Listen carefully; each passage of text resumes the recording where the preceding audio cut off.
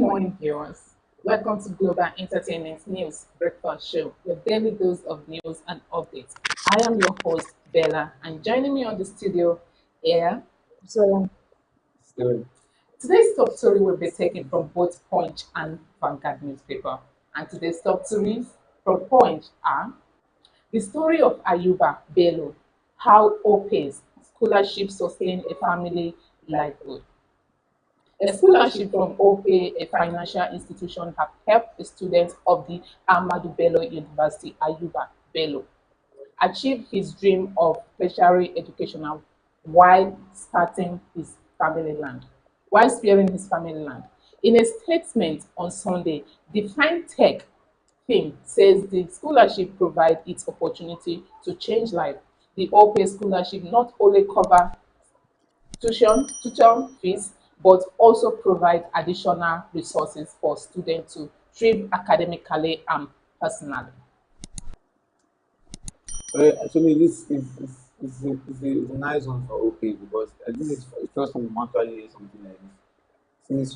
Since we've had the other bank, let me call them the other banks, even our Apex Bank, and I've not heard something like this from them. Yeah. But it's a nice one for cooperation. It's a step that I believe other banks needs to work with and know that people are really suffering there. Even though it's not something we do every year or every Once month, at least in a year, at least 2 times in a year, every 6 months, look for someone that really needs that yeah. support and Opay will makes it easy for them that whenever you recharge, you transfer, you recharge your electricity bill, the stars that you accumulate, you can actually donate it to the less privileged, and then they are going to use that to fund.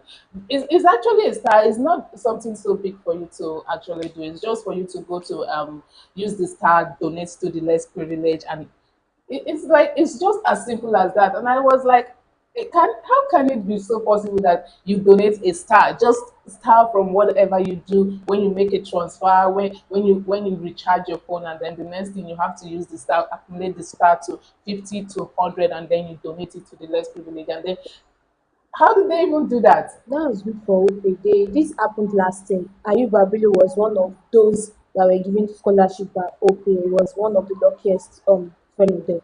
So good thing. Ope is actually Yeah, it was a good thing. a fine thing. Like Yes. they are doing so much than we could even expect it, and it's a good one for them. Let's move on. Electricity tariff hike looms as a federal government plans to end subsidy. The power consumer have opposed plans by the federal government to raise electricity tariff by over 66% from 1,016.8 to 1,093.63 per kilowatt hour. The special advisor to the President Bola Tinubu on energy, Genewsng, recently disclosed that the current power tariff will rise by about two-thirds. Genewsng says Nigerian power price needs to rise by about two-thirds for many cost consumers in order to reflect the cost of supplying it, adding that an increase should be expected within months. They are already facing another, like there are already companies already complaining about this The tariff electricity. hike, and then they are still planning on the other side of how they are going to increase it to the two-third of it. How much more are they going to keep on increasing it? Because I don't understand the government now. When they increased this, we Nigeria did not talk. It was only all the Senate, the governor that were fighting that were like, no, they can't do this. Do you understand? But now they want to increase it to two-thirds. At least they'll keep increasing it till Nigeria talks. You understand? When they come out to protest, they'll know that okay, oh, Even this should be done. yes, they are on them planning of removing the subsidy. They have already put a subsidy in the electricity in the recent, and then I feels like that did not change At anything. all. And even if they are going to remove it now, I don't think there should still be need for them to plan to Increase. increase it to the two-third of it again. Because right now it's another cost. What is even the essence of them removing the subsidy and increasing the electricity tariff? Like, what is the essence? Yeah, It's like, we are used to facing any kind of condition in Nigeria. mm-hmm, We always adjust to it. exactly. It's normal for us. If Nigeria wakes up tomorrow and say electricity bills 5,000 naira per We kilowatt, are we good will with pay it. for it. We will look for that money and pay for it. That's Nigeria. That's just killing Nigeria. That's something that our government really needs to. I don't, if I should say the government should walk into this and do better for us, because a whole lot right now is cracking on Nigeria and that we haven't found a way out of it. See, None we have found a way let's out. let's leave government aside. What are we, the citizens, doing to This is not even about let's leave the government, because this electricity tariff is actually coming from the government, and then it was being implied by the government. It's not actually the citizen that is implying it. If at all it's yes, the citizen, then we can actually make an adjustment to it, but this is a government stuff. yes, you know that everything comes from the government, but we as the citizen, when it was increased, what did we do? Well, that was like, even if we are still going to talk, we already know that the government that we have on seat has someone that will never pay attention to whatever we have to say. That is it. Let's move on. NOA sensitized Bayelsa resident to cholera outbreak. The National Orientation Agency in Bayelsa on Sunday says it has consigned sensitization to alert the residents of an outbreak of cholera in the state. The News Agency of Nigeria reports that the statewide sensitization followed confirmation of the outbreak by the State Commissioner of Health, Prof. Seifa Brisibi, on January 26. The acting state director of NOA in Bayelsa, Ms. Grace Oloibo, in a statement on Sunday, called on residents to be vigilant and embrace better hygiene. Olobio said the outbreak is believed to have been caused by contamination of water source and poor sanitation facility in the affected area.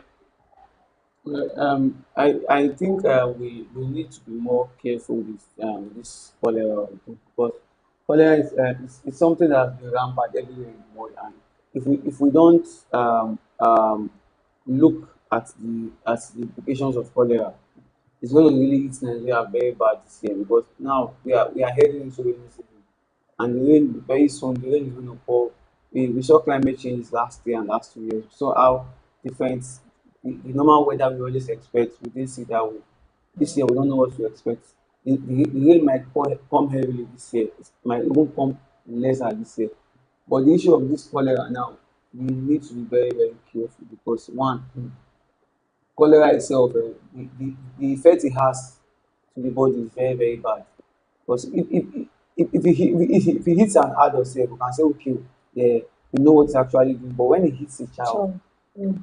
it's very, The very It's bad. very, immune is very Nigerians sensitive. are very, very, let me say, they don't, we don't actually pay much attention to our environment and then our hygiene at the same time, because it feels like, even some people is going to be sick about this, and then they feels like it's just a normal waist pain that is Mm-hmm. causing Malaria. the malaria and all that. And then when you talk about there should be a hygiene, Nigerians just think that it's the time for you to just sweep the environment and then that is all. They don't take it in the other way around and feels like the hygiene that we are talking about is the water we take, the food we consume, the air we consume, and all that. But they just feels like every company that come, they use whatever chemical to make a whole lot of pollution in the air, and then it's still okay by Nigeria. When even when you say okay, nose mask should be compulsory, there are still going to be people that will tell you that yeah, I can't hold my breath under nose mask. So when you talk about water, they will say water no dey kill, water no get enemy. When you talk about the food, wash your food thoroughly. Where I buy am from, they don't wash am, now wetin I go wash again. Exactly. So we don't tend to watch our environment. We just feels like it's okay. Um, Apart from that, sef, we do cure before prevention, not prevention before cure. Exactly. Yeah, we really, really need, should I say that something to educate us more on what we. How much more do we want to educate? We There is, though we'll continue educating, but at least the education we all have received, What are we using it to do? If we How are have you managed if it? we are talking about the education we all have received, I know our old age mothers that won't even tend to understand it. They feels like their forefathers has been living in this kind of a lifestyle. Nothing happened to them. So why do you think that if I'm going to change now something is going to happen? So God will just I help us just with hope that that too. it gets cured before it gets to the extent that it can be controlled. Let's move on. Nigerians condemn corruption but defend corrupt leaders. EFCC chair. The chairman of the Economic and Financial Crime Commission, Ola Olukayode, has said some Nigerians complain of corruption but support corrupt leaders in various ways when they are prosecuted. Speaking at the weekend in Abuja during a visit by of the House of Crisis Communication led by Chris Olukayode, Koyolade, the EFCC boss pointed out the contradiction in public attitude, noting that while Nigeria decries corruption, they often support and defend corrupt leaders when they are persecuted. This is so true because this is so true. It's not just as if that what he's saying is it just feels like he wanted Yeah. to. This is so true because when you're going to find a Nigerian that is benefiting from one leaders or the other, and then this leaders is being apprehended that he has lost some money or do something bad, you're going to see people that is going to trump out to support that. Is it not what the top leaders has been doing? Is it the first person that is going to be doing that? So why do you think that he has to serve the sin of his forefathers? Those that have been there before, haven't they not been lotting money? Is it the first person? But we are still going to be like, Nigeria is corrupt. We hate corruption. We have to put ends to corrupt leaders and all that. But still, yet we are still going to embrace corrupt Mm-hmm. leaders, put them in the same seats to continue ruling and then lotting money because we won't want it to hold them accountable before the Yeah. food, the hands that is feeding us to Yeah. go away. But Nigeria, it's something. It's so, Nigeria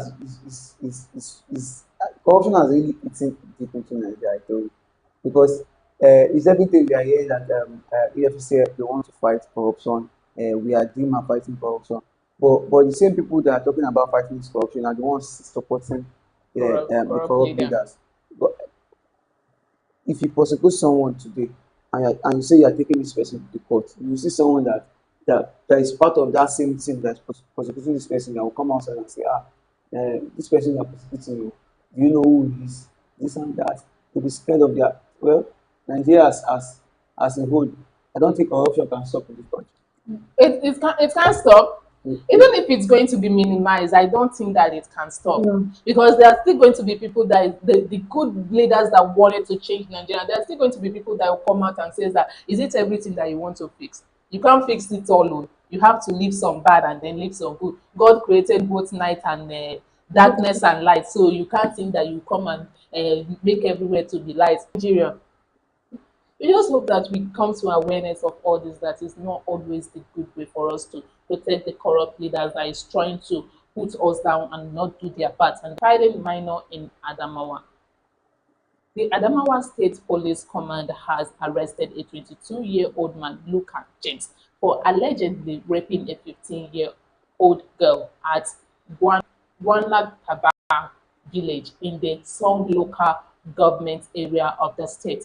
The state police public relations officer, Suleiman Igurore, confirmed the arrest in a statement seen by Punch Metro on Sunday. He stated that the victim was on her way to school when James conspired with one Emmanuel to carry out the act. The police spokesperson further disclosed that the suspect was apprehended in the Mikaka area of the state following a report made by one Johanna Jeji, who reside in Inkafa village. The this harassment of a minor has become something really the government really needs to look into. Both the male and the female Mm. this time around are not safe in the country, that you can just let your own child to work, even to school now, you now be scared that hope no one is going to Mm-hmm. see my child and then try to do the harmful things to them, and then it's really, really very, very bad. This thing has to be like government really needs to come into this and then try to put whoever that did this kind of a thing in a jail terms, or even let me just say, I don't even know. Which is that you need to teach them the correct lesson. You know, when they give one person a particular, how will I say, is it, should I use a particular punishment, or they should give one person a part, it should go under a particular torture. Then the others know that this they should not do it. Whenever they do it, they will also meet the same end. Do you understand? So the government should really look into it. Exactly. Well, the government can do more, sha. They are really trying their best. Mm. They can do more, but it's not about the government now. It's about we citizens. And the kind of idea most people really have in doing things. You are seeing. I don't know how the person is seeing the person. No. Probably the person has a rapid growth or something, but we need to be very cautious of our urge to something. And we also need to be careful about these minors, because one, most of them might have this kind of mindset that you believe they have. You might be thinking they are mature enough with the mindset, but deep down you don't know their age. Yeah. And some of them might even know their age, but they are all for that particular person might overcloud their senses, and they believe that this is the best thing for them to do. Now that him has been I apprehended think already. I think parents are guide and needed to be well conscious about all this as well. They To me, I believe parents are they are very conscious. They are doing their best. This one was just picked out of nowhere. on It's her way not to school. exactly, it's not as if him and the person were together, or her and the person were together. She was just picked out of nowhere. Well, everybody has an urge, but it depends on how you control it. That Mm-hmm. is the best thing. Now he has put himself in trouble, and then he's going to face the law. Is either he likes it or not. No matter how declared, unless he's found not guilty, then he's going to be free. But if he's found guilty, Yeah. he's going to jail. On today's top story from Vanguard, the top story from Vanguard that we have: bandits influence. Yoruba monarchies activate traditional ways of protection. Following the infiltration of bandits, Boko Haram and ISWAP member in southwest monarchy in the zone says they have activated the traditional means of securing the zone. The traditional rulers also vowed to ensure that the southwest would not be a haven for bandits or insurgents. We are providing traditional support, Deji of Akure. When asked what steps the monarchy are taking to curb the rising insecurity and the influence of bandits, the chairman council of the chief Ondo state, the Deji of Akure land, Oba Ola Ade Toibo Adelusi, says they are providing traditional support to address insecurity. I think this one is actually a good step from the monarchy of the Yoruba land as well, because yeah, we can't actually so much depend on the security personnel of the states every time, and while a lot is still going on, because some of the time before you even make a call to the emergency number, those bandits have already done what they want to do, and then they are Yeah. fleed into their hideout, and then it can be so. If the traditional way is being implemented, I think that most of those bandits will be scared enough not to actually cross their boundaries. Yeah, most people have actually taken that step already. Mm-hmm. I think in Lagos State, there is a group that we call Oyabo, Odu, and in Lagos State actually they are keen to support the local police also. But I think it's one of the best ideas to Easily. reduce crime rate in everywhere, because these people, to me, I even see them working hard than the police. When you see them at night, what the police can't do at They night, do these that. people do it. You see them, almost all the securities we have there now, they are the one in charge. Anything that happens in the streets, they come out immediately, they pick people, make their arrest. When it's in body, like they hand them over to the police. That's just their work. And I think we also have a what do they call them? There's another group also. They call one vigilante group. Superpowers. No, it's a vigilante group. Okay. I think in the Yoruba side, Yoruba land also. All this group, I believe, if the police authority works hand in hand with them, insecurity should be able to reduce. Reduce. And Okay. I expected every other state to actually implement this thing as well. Instead of waiting for security personnel that the government is not well equipped, they are not giving them a good arms to actually Yes. fight insecurity and bandit. They should also implement this thing so that all this thing will go down because a whole lot has gone down in years that cannot be talked about. And let's move on. Scores killed, other injured as suspected herdsmen invade Ebonyi community. Abakaliki, suspected herdsmen has reportedly invaded Amegu in Ankalaha community in Ishelu local government area of Ebonyi State and killed scores of residents, with many others escaping with various degrees of injuries. Vanguard gathered that the number of casualties could not be ascertained at the press time, but the suspect herdsmen invaded the community with cutlass and gun, killing many and destroying houses. So I don't know where this country is actually going to. If this kind of thing, if this kind of herdsmen attack is now moving into the east, especially in Ebonyi, state like Ebonyi, I think we're not Yeah. safe. We are not safe anymore. Okay. We're not We are safe not. anymore. You see that these people they want the government to just end the end herdsmen. Because if you end herdsmen, don't there's a place where it affects the economy also. When it comes to livestock and everything, it affects livestock. I don't know what these people are. I don't know what they really want. You see that they are disguising as herdsmen or A Exactly. They terrorist should or be a bandit.